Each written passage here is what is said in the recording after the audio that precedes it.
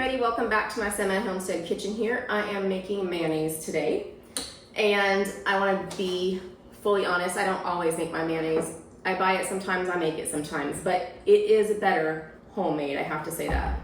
Brand new bottle of oil here. What I already have in my jar here is, and this is a wide mouth jar because I'm going to use my stick blender. I have 2 eggs and a 1/4 cup of lemon juice. You want everything room temperature for this. These are my eggs from my chickens, and I let them sit a little bit.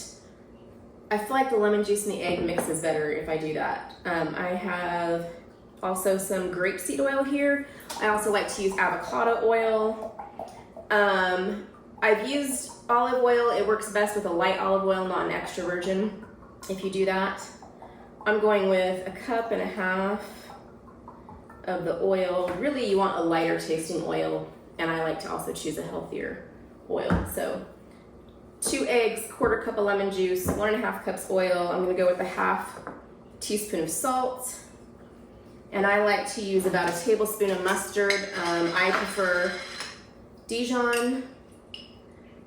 You can use whatever you like. You can also use dry mustard. Now, when I first started making mayonnaise years ago, I had to do it in a blender. And when you do it in a blender, you have to like almost drop the oil in little by little while it's blending for it to emulsify right and not break up. And the beauty of the stick blender is that you can just stick it in here and put it all together, and then it works beautifully.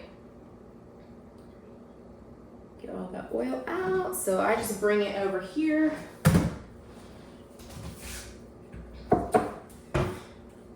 Get that in there, and it's gonna come up quite a bit.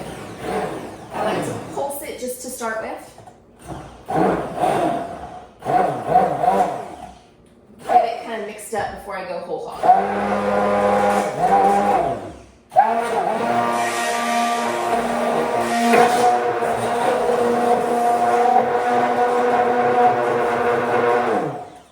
And we're done.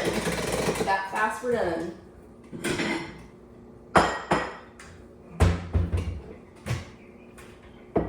Hello.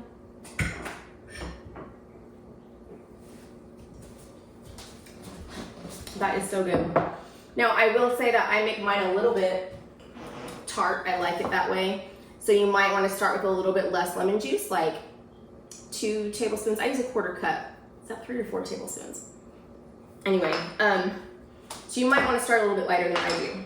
And then you have this beautiful mayonnaise, yellow instead of white, as it should be. But what I really like to do with it, besides use it in all the mayonnaise ways, something in my eye here, is I like to make my own Thousand Island dressing. I don't always make my own mayonnaise, but I do always make my own Thousand Island.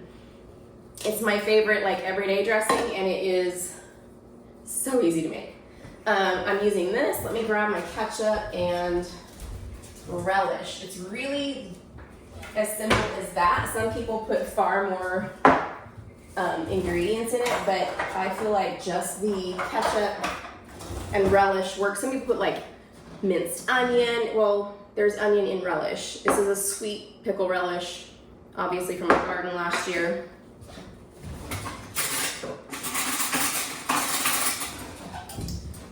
So, and I really don't have measurements for this, but it's mainly mayonnaise. And you can totally use store-bought everything for this. I do it all the time. So this is ketchup. Homemade ketchup is a little bit darker, so this will be a darker dressing. So if I use mainly mayonnaise, I'm probably using about 1/4 of the same amount of the ketchup. And then relish. I'm also using about the same amount that I do ketchup. Okay. And then I'm gonna mix this up and use this spoon. Like I said, it looks darker than regular Thousand Island dressing because I'm using my homemade ketchup. When I make it with store-bought ketchup, it does not look as dark. That is perfect. Always taste it because sometimes you need to add a little more relish or a little more ketchup. And that is just perfect. The mayonnaise does, it's a little bit runny now, it does as it sits in the fridge like get thicker, as does the dressing. So it won't be this runny when you use it. It will be a regular dressing consistency. I hope you try it. Let me know if you do. See you guys in the next one.